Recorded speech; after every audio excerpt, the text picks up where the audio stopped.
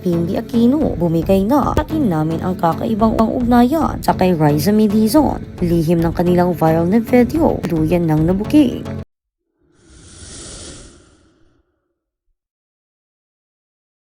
Isang matinding pasabog ang tuluyang yumani sa mundo ng social media tapos kumalat na parang apoy ang isang nakakimbal na video na nagpapakita ng kakaibang samahan sa pagitan ni Bimby Aquino at Riza Medizon. Inulan ng sari-saring espekulasyon at intriga ang dalawa na nagtulok sa mga pampanoring mata ng mga netizens upang magtanong kung mayroon nga bang namumuong him na pag-iibigan sa likod ng mga nagtatawa ng muka matapos ang ilang araw ng matinding bulong-bulungan. Luyan ng binasag ni Bimby ang kanyang pananahimik at walang atubiling isiniwalat ang tunay na nangyari sa likod ng kontrobersyal na tagpo. Isang payag na muling gumimbal sa mga tagahanga na umaasang may malalim na kahulugan ang kanilang pagkakalapit. Sa isang maingay at magulong live broadcast, pinagkakaguluhan ng libo-libong manonood. Tahasang nilinaw ng anak ni Kris Aquino na walang mali siya ang mga kumakalat na larawan at video na nagpapakita ng kanilang paglalambingan. Maaaring ibinunyag ng binata na inakalang matinding paglalim ng kanilang relasyon ay isa lamang nauwi sa dumidepensang lambingan lang na iyon.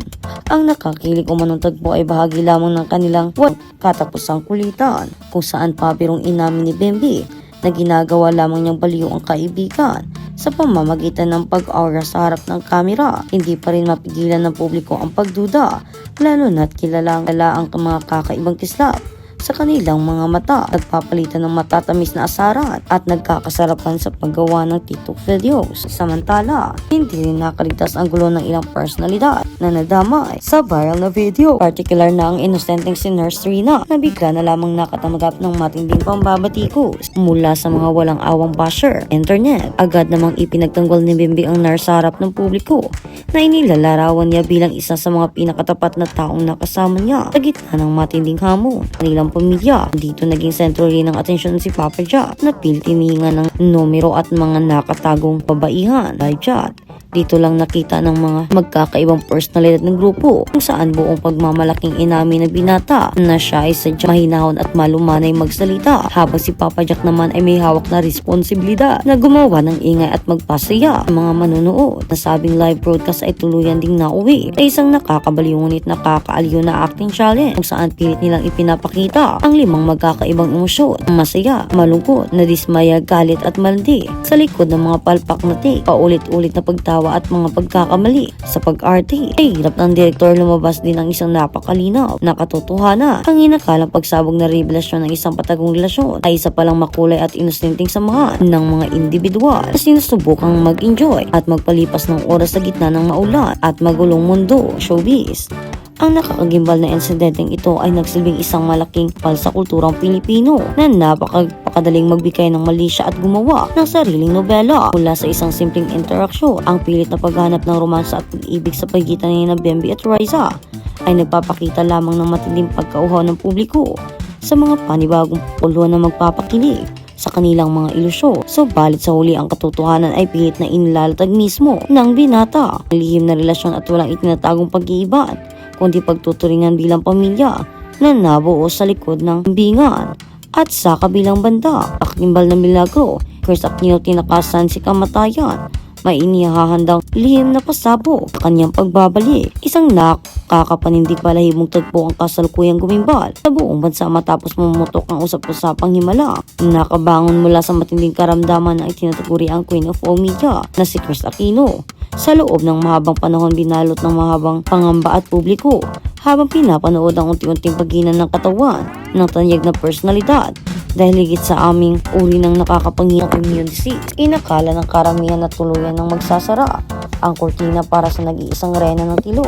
Lalo pa at sunod-sunod ang mga lumalabas na larawan kung saan tila butot balat na lamang ito at nakakasadlak sa wheelchair. Ngunit sa isang iglap na kalokong revelasyon ang sumambulat sa social media, nagpapatunay na hindi natapos ang malagip na laban para sa kanyang buhay at karera. Ngayon, anak na siya ay lalaban hanggang sa huli.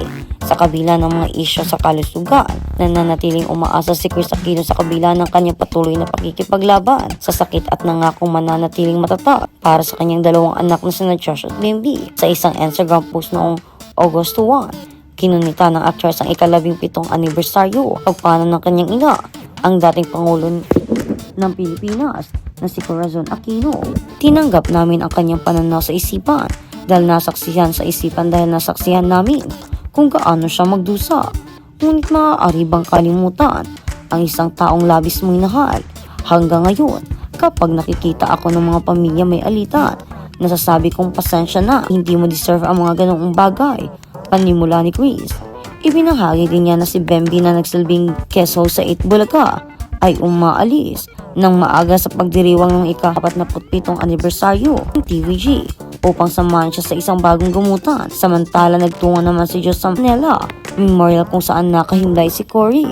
Nagbigay rin siya ng update tungkol sa kanyang kalagayan kung saan inakala niya na ang pisikal at mga hindi naging matagumpay na gamutan na kanyang pinagdadaanan. Habang tinitsak sa kanyang mga anak, patuloy siyang lalaban. Nangangako ako sa aking mga anak na laban ako hanggang sa huli.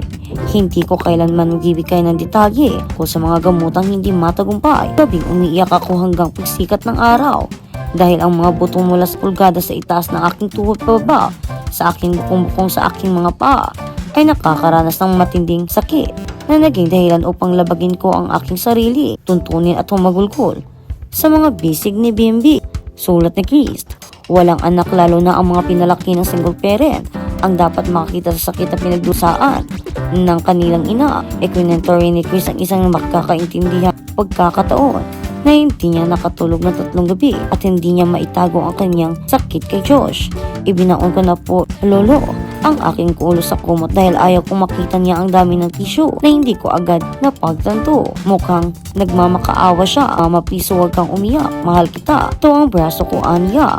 Alam ni kuya na ang pagkarga sa akin sa kanyang kaliwang braso, ang paghiga sa tabi niya, kung saan halos marinig ko ang tibok ng kanyang mga puso, ay nagbibigay sa akin ng kapanatagan, pag-asa at nagpapaalala kung para kanino ako patuloy na lumalaban. Magpapatuloy niya habang naghahanda para sa isa na namang infusion treatment. Humiling si Chris kay Cory, bantayan at alagaan siya. Kaya naman, ayag na muling gumimbal sa mga tagahanga na umaasang may malalim na kahulugan ang kanilang pagkakalapit. Sa isang maingay at magulong live broadcast na pinagkakaguluhan ng libu-libong manonood, tahasang linaw ng anak ni Chris Aquino na walang mali siya ang mga kumakalat na larawan at video na nagpapakita ng kanilang paglalambingan. Maaaring ibinunyag ng binata na nakalang matinding paglalim ng kanilang relasyon ay isa lamang nauwi sa dumidepensang lambingan lang na iyon. Ang nakakilig umanong tagpo ay bahagi lamang ng kanilang walang katapusang kulitan kung saan pabirong inamin ni Bemby na ginagawa lamang niyang baliw ang kaibigan sa pamamagitan ng pag-aura sa harap ng kamera. Hindi pa rin mapigilan ng publiko